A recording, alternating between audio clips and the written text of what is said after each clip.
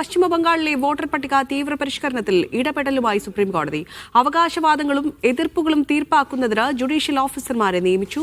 ബംഗാൾ സർക്കാരും കമ്മീഷനും തമ്മിലുള്ള വിശ്വാസക്കുറവ് നിരീക്ഷിച്ചാണ് ഇടപെടൽ. രണ്ട് ഭരണഘടനാ സ്ഥാപനങ്ങൾ തമ്മിലുള്ള വിശ്വാസക്കുറവ് പ്രകടമാക്കുന്നതായും കോടതി നിരീക്ഷിച്ചു. ധനസുമോദാണ് ഡൽഹിയിൽ നിന്ന് വാർത്തയുടെ വിശദാംശങ്ങളുമായി ചേരുന്നത്. ധനസുമോദ്, എന്തൊക്കെയാണ് കോടതി നിരീക്ഷണങ്ങൾ?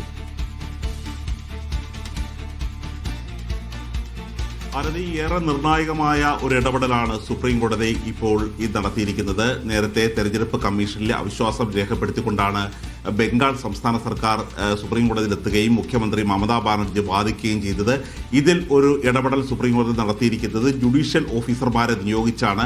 കാര്യം ഈ തർക്കം പരിഹരിക്കാനായിട്ടാണ് ഇപ്പോൾ 142 അനുച്ഛേദപ്രകാരം ഭരണഘടനയുടെ അനുച്ഛേദപ്രകാരമാണ് ഇപ്പോൾ നടപടി ഉണ്ടായിരിക്കുന്നത്. ഭരണഘടനയുടെ ഭരണഘടനാ സ്ഥാപനങ്ങൾ തമ്മിൽ തർക്കമുണ്ടാകുമ്പോൾ ഇടപെടൽ നടത്തുന്ന സുപ്രീം കോടതി ഇപ്പോൾ മൈക്രോ ഒബ്സർവർമാർക്ക് പകരമാണ് ഇപ്പോൾ ഈ ജുഡീഷ്യൽ ഓഫീസർമാരെ നിയോഗിക്കാൻ തീരുമാനിച്ചിരിക്കുന്നത്. ഇത് ഹൈക്കോടതിയോടാണ് നിർദ്ദേശം കൊടുത്തിരിക്കുന്നത്. കൽക്കട്ട ഹൈക്കോടതിയാണ് ഇതിനു വേണ്ട നിർദ്ദേശങ്ങൾ നൽകേണ്ടത്.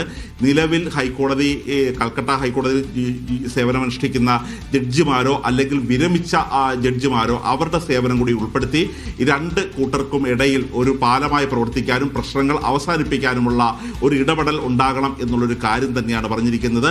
മാത്രമല്ല, സർക്കാർ ഓഫീസർമാർ എത്ര ഉയർന്നവരാണേലും അവർ ഈ ജുഡീഷ്യൽ ഓഫീസർമാരെ ഭരിക്കാതിരിക്കാൻ വേണ്ടിയുള്ള നടപടികൾ ഉണ്ടാകും എന്നുകൂടിയാണ് സുപ്രീം കോടതി ഇപ്പോൾ നിർദ്ദേശം നൽകിയിരിക്കുന്നത്.